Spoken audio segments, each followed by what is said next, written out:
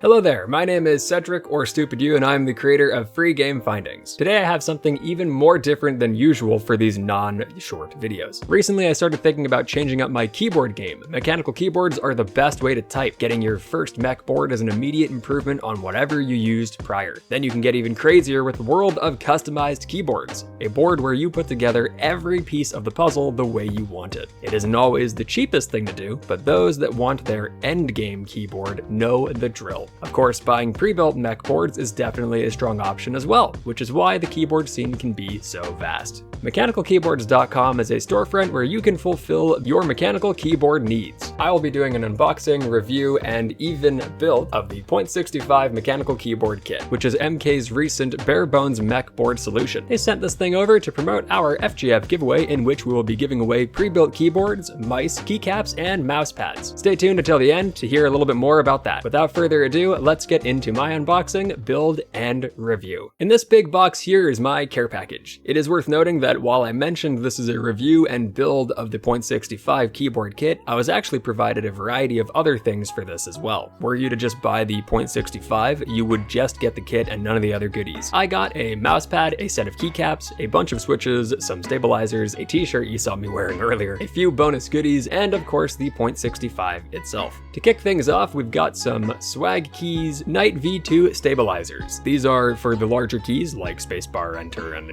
others. Next up are a couple stickers and maybe a coaster? I'm not really a sticker guy, so I won't be focusing on this at all. Another little bonus thing is this key switch and keycap keychain thing. Kind of works as a means of, testing the key out, I suppose. It won't be going on any keys of mine, but hey. Another small thing is a singular MK purple slush key switch from the Frozen Llama series. I actually really like the look of this thing. I might have to snag a full set or something. It's pretty good. All right, now we can get into the main things here. When speaking with MK, I requested basically any key switch, but mentioned that if I could pick, it would be nice to get whatever the most popular or the most silent key switches are. I don't know if these are any of them, but they ended up picking the Gateron Ink Silent Black V2 linear key switches. It doesn't say how many there are in here, but it was enough to fill out the Point65 and have 3 left over, so you can do the math, I guess. Lovely clean black look to them, and they feel pretty good too, so far. My order is a little bit odd here, so I guess next we'll be taking a look at the mouse pad they included. I ended up with the MK Meta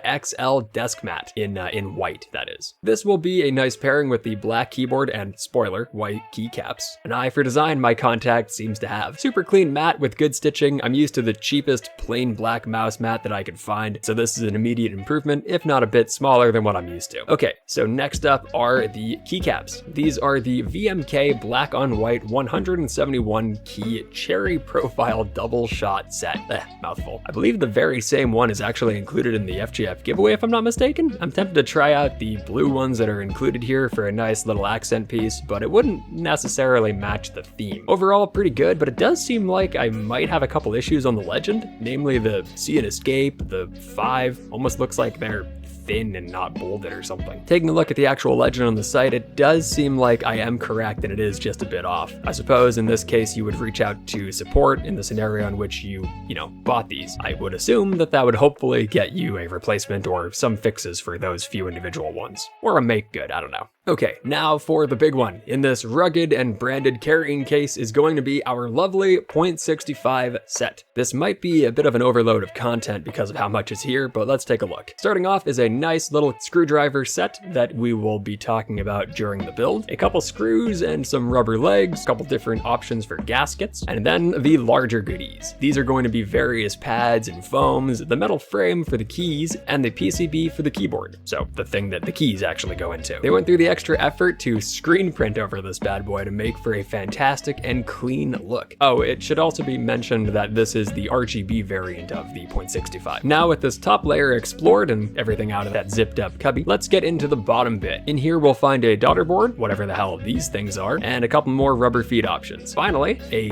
big heavy frame. The 6063 aluminum case with a clear coated brass weight in a gold color really gives off this heavily designed and beautiful feel. feel. Ignore all the imprinting from my hands here. This came in from the Canadian winter like 20 minutes before recording maybe, so it's possible that that's making things a bit, worse here. It is all metal though, so you may be experiencing this as you get it, but probably not to this severity. But yeah, this is our whole package cracked into quickly. Oh, except for the shirt that I forgot. Here's a quick glimpse at that, I guess. To recap things, we've got our fancy Point65 kit, the black and white keycap set, the lovely white mouse pad, the Gateron silent black switches, our night stabilizer set, and all those bonus items that we talked about earlier. With everything unboxed and all, let's get into building. Let it be known that I am going in as a complete novice who is only working off of a build guide on the MK YouTube channel. It will definitely show a little bit as I go here. I'm also shooting this whole thing upside down, but it seems like it should be fine. To kick things off, we'll be doing our absolute best to get these feet in. This literally took me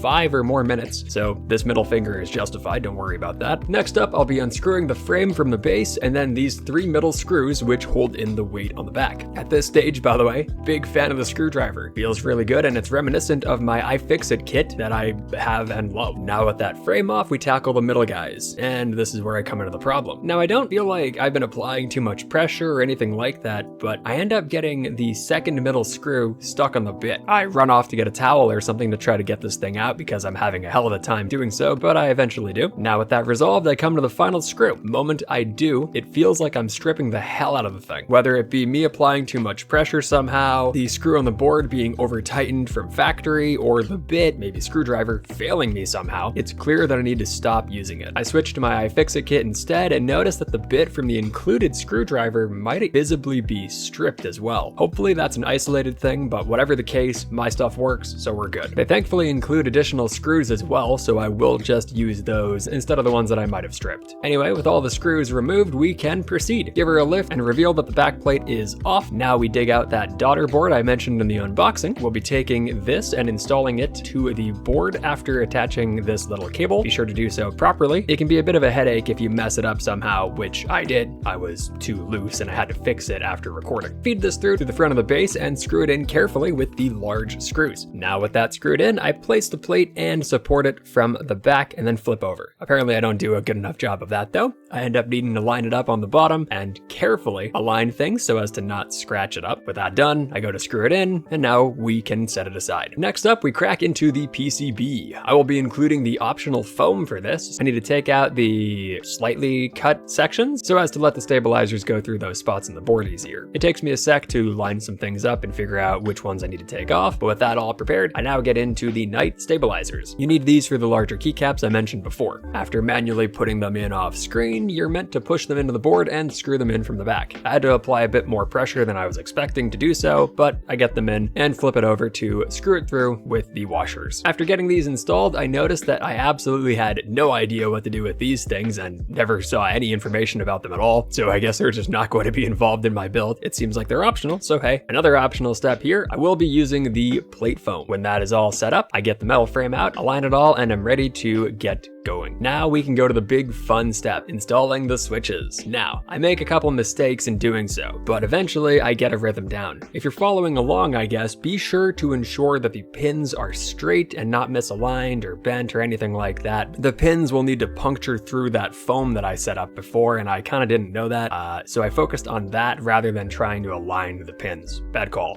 Eventually I do end up figuring it out and having to straighten things out off screen anyway. I had a couple that I didn't check and definitely needed to end up aligning after, but yeah, it is what it is. Anyway, the goal here is to install the corner pieces first, and then it kind of seems like you can sprinkle in stuff a bit more freely. Just choose opposing sections. Do third from the top right and then third from the bottom left or something. I don't know. This ensures that you don't apply too much pressure to one side and pop out the board. With all of these properly installed, I quickly give it a look to make sure things are straight. If not, pinch them back in and see if I can fix it. Now we can get to the next bit. All right, so I bring back the base and come to my new enemy, this cable and foam. Honestly, just pretend I didn't install the foam. It's coming out later. Not sure how I'll end up editing this, but yeah, messing with it and the cable a lot in a couple of different ways. I just got fed up and yanked that out and just fought with the cable enough. Anyway, let's look at the gaskets. I honestly don't know the difference between the hardest, blue, and the softest, pink gaskets and what they even do. I picked the pink because it matched my shirt at the time, I guess. You can install them front or back facing. Front is a softer type feel. Okay, next up is this evil cable that I spoke of before. We pop that into to the PCB as we line it up with the base to place it down too. I had a horrible time getting this in, as well as apparently recording it. Whatever the case, after plenty of trial and error, I do get it and get going. Make sure you press that bad boy down. And of course, you have it lined up properly and have the pins where they should be. Now I can place that top frame in and screw it all together. With all that said and done, I can pop in my keycaps. It takes a bit more pressure than I expect, but I eventually get a rhythm going here too. With our final key in, we are all done. I'll include a quick little demo here of me banging on some keys and trying to do a sound test with this mic and or the phone mic. It doesn't really do it justice. Might even just flip between the two, I don't know. I think somehow the phone is closer to the real sound. I don't know. I'm a novice, all right?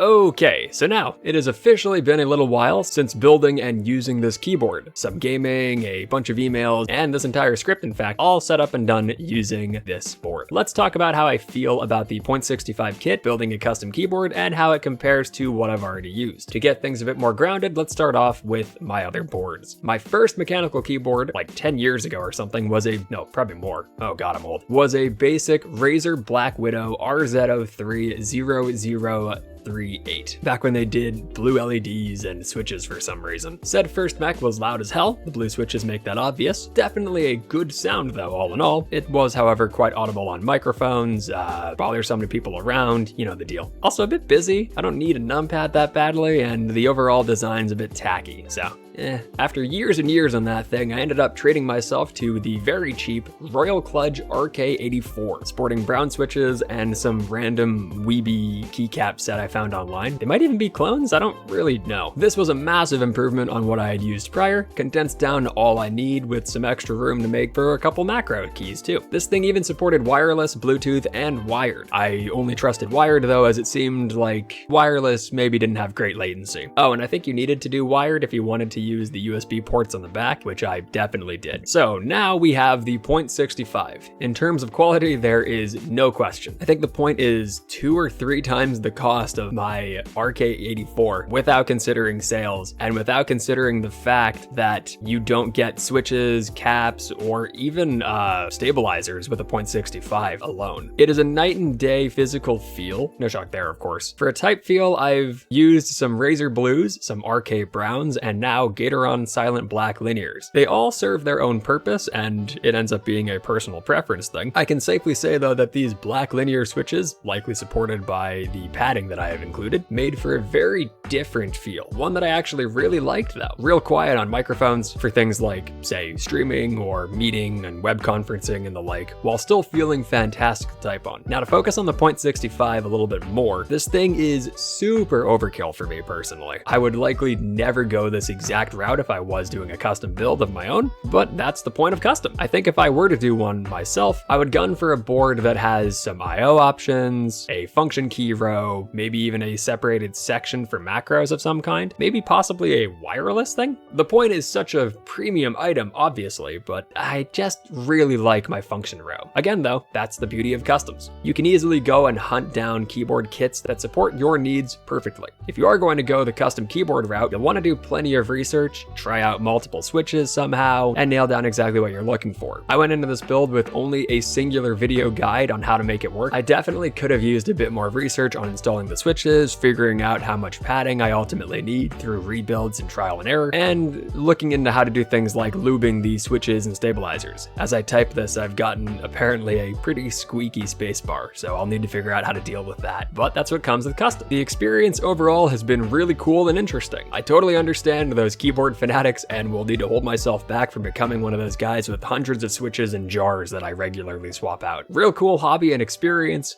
Very glad to try it out. Now I just need to fix the spacebar. With all of that said and done, be sure to check out the FGF giveaway for your chance at a variety of products from the lovely mechanicalkeyboards.com. 14 total prizes, including some awesome stuff. The Endgame Gear KB6HHE keyboard, Varmillo X MK Glintstone Manilo VXT67 keyboard, the MK Duo 60% XT keyboard, the Willmouse X MK Frozen Llama Beast Max X 8K wireless mouse, the MK Frozen Llama mouse 67 grams lightweight gaming 3389, the Ducky Bon Voyage 108 keycaps, the VMK white on black 171 keycaps, the VMK black on white 171 keycaps, the MK Frozen Llama 2XL desk mat, the MKX Phoenix Art 2XL desk mat, the MK Vapor Sector B 2XL desk mat, the MK Meta 2XL desk mat in yellow, the MK Meta 3XL desk mat in white, and in purple as well. The giveaway should be live as of this video going up and should last about a week or so. Definitely check out FreeGameFindings to try your luck if you're interested. That one mouse looks insane, by the way. Thank you for watching. Huge thanks go out to mechanicalkeyboards.com for sending me the goodies here and supplying the FGF giveaway. I hope that this unboxing, build, and review was enjoyable. It was a bunch of fun for me to do, even if it was a little bit of headache-inducing from me not really doing a good job on some of it. I've been wanting to try to work with a mechanical keyboard company for a while now. We've only done it once before, and I've really been gunning for it since. So this ended up being an awesome thing to do with MK coming together for it. Custom building was fun and a bit stressful, as mentioned. I might need to try my hand at it again down the road. Maybe I even need fancier switches to try out. Thanks again to MK. This whole thing was a ton of fun. Thank you so much for watching and enjoy.